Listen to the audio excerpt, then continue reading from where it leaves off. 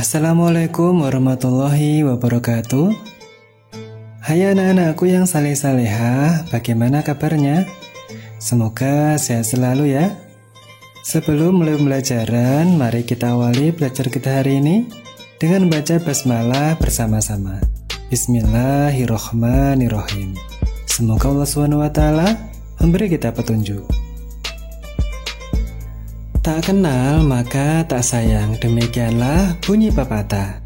Tahukah kamu anak-anakku, alam semesta ini memiliki banyak sekali makhluk, baik itu makhluk yang bernyawa maupun yang tidak. Siapa sih yang menciptakan makhluk? Allah Subhanahu wa Ta'ala. Yap, benar sekali. Dalam agama lain disebutnya dengan Tuhan. Namun dalam agama Islam kita menyebutnya dengan Allah Subhanahu wa Ta'ala. Maukah kalian mengenal lebih jauh tentang Allah Subhanahu wa Ta'ala? Kalau kalian mau, yuk kita belajar bersama.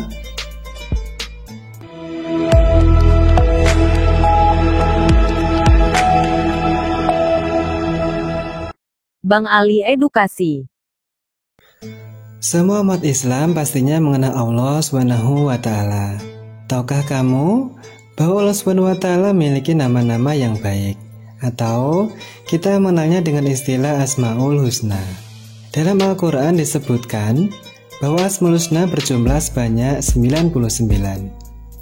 Dalam pembelajaran kali ini kita akan belajar 4 Asmaul Husna, yaitu Al-Mumit, Al-Hayyu, Al-Qayyum, dan Al-Ahad. Sudah tahukah anak-anakku apa artinya Asmaul Husna tadi? Kalau belum, simak terus ya. Yang pertama yaitu Al-Mumit, artinya Maha Mematikan. Allah Subhanahu wa Ta'ala telah berfirman, Kullu nafsin dha'iqatul maut. Setiap yang bernyawa akan merasakan mati. Surah Al-Imran ayat 185.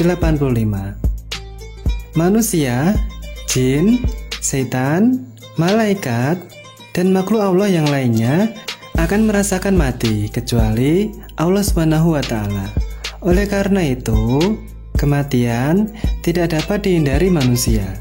Apakah kalian takut dengan kematian? Jangan takut ya. Kita persiapkan saja bekalnya. Apa sih bekalnya? Yaitu seperti rajin sholat, rajin membaca Al-Quran, rajin belajar, serta patuh dan hormat kepada orang tua dan guru. Kemudian, jauhi yang dilarang oleh Allah Subhanahu wa Ta'ala dan Rasul-Nya.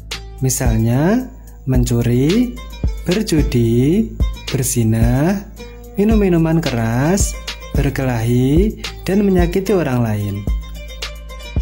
Yang kedua, Al-Hayyu, artinya yang maha hidup. Allah Subhanahu wa Ta'ala bersifat hidup kekal selama-lamanya serta memberi kehidupan. Oleh karena itu, hidup atau mati ada di dalam kekuasaan Allah Subhanahu wa Ta'ala. Contohnya, berapa banyak orang yang sedang mengalami sakit berat, namun ketika kehendak Allah Subhanahu wa Ta'ala masih memberikannya kehidupan, maka ia akan tetap hidup. Sebaliknya, sering kita melihat orang yang tidak memiliki sakit apa-apa, namun keesokan harinya ia meninggal dunia. Entah itu karena sakit jantung, karena masuk angin, karena tenggelam, atau karena tertabrak kendaraan.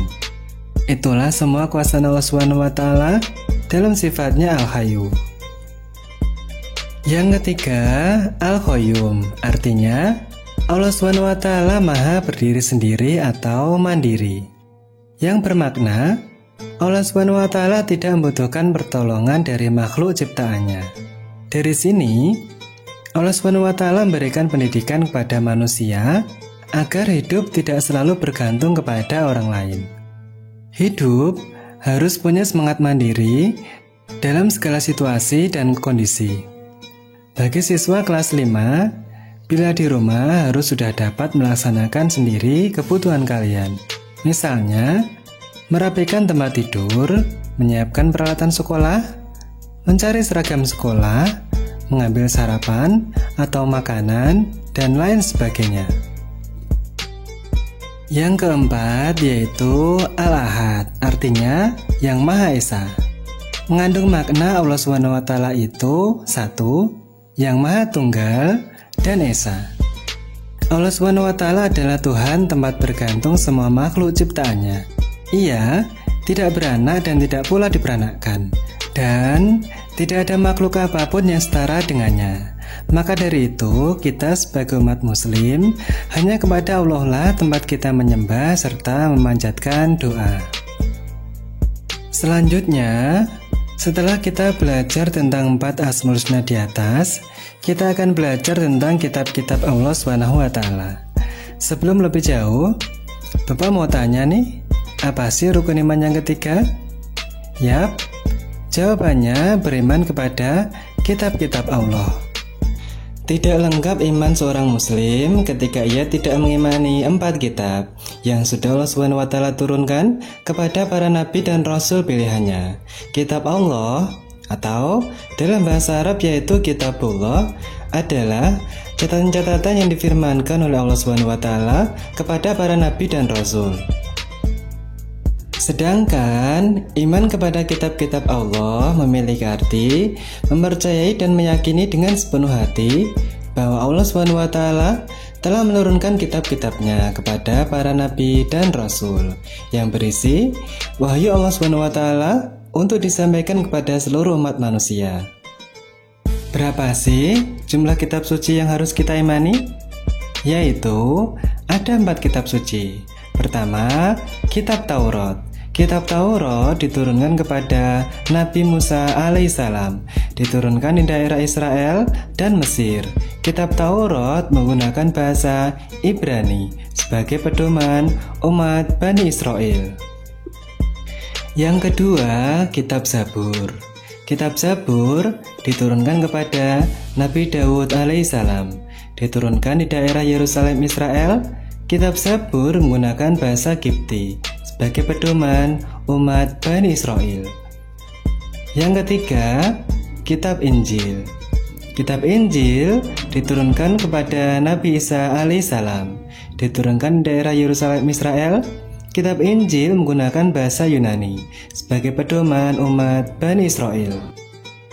Yang keempat yaitu kitab suci Al-Quran. Kitab Al-Quran diturunkan kepada Nabi Muhammad SAW, diturunkan di Mekah dan Madinah. Peristiwa turunnya Al-Quran dikenal dengan peristiwa Nuzulul Quran. Wahyu pertama adalah surat Al-Alaq ayat 1-5. Diturunkan ketika Nabi Muhammad sedang menyendiri di Gua Hira, Mekah. Hal ini menandai diangkatnya Nabi Muhammad SAW sebagai Rasulullah atau utusan Allah SWT. Ketika diangkat menjadi Rasul, beliau saat itu genap berusia 40 tahun. Al-Quran terdiri dari 114 surah, terbagi dalam 30 juz dan 6.236 ayat. Al-Quran diwahyukan secara berangsur-angsur selama 22 tahun, 2 bulan, dan 22 hari. Al-Quran menyempurnakan seluruh hukum-hukum Allah SWT yang terdapat dalam kitab-kitab sebelumnya. Al-Quran adalah rahmat bagi semesta alam. Selain kitab suci di atas tadi, Allah SWT juga menurunkan wahyu yang masih berupa suhuf kepada para rasul pilihannya. Apa sih pengertian suhuf? Suhuf adalah firman Allah atau wahyu Allah SWT yang disampaikan kepada para rasulnya yang masih berupa lembaran-lembaran. Suhuf dan kitab pada dasarnya sama-sama berisi kalam Allah. Namun, kitab sudah menyatu utuh atau sudah disatukan seluruhnya. Sementara suhuf masih dalam bentuk lembaran yang terpisah. Dalam agama Islam dijelaskan bahwa terdapat beberapa nabi yang menerima suhuf, antara lain yaitu Nabi Adam alaihissalam menerima 10 suhuf, Nabi Sis alaihissalam menerima 60 suhuf, Nabi Idris alaihissalam menerima 30 suhuf, Nabi Ibrahim alaihissalam menerima 30 suhuf, serta Nabi Musa alaihissalam menerima 10 suhuf. Nah, sekarang anak-anakku yang salih dan salehah sudah tahu kan apa saja kitab-kitab Allah SWT serta pengertian dari beberapa Asmaul Husna di atas. Semoga ilmu yang kita dapat dalam pembelajaran kali ini dapat menambah iman kita kepada Allah SWT dan Rasul-Nya. Wal akhiron wallahu muwaffiq ila aqwamit thoriq. Sampai jumpa lagi di video pembelajaran Bapak selanjutnya. Wassalamualaikum warahmatullahi wabarakatuh.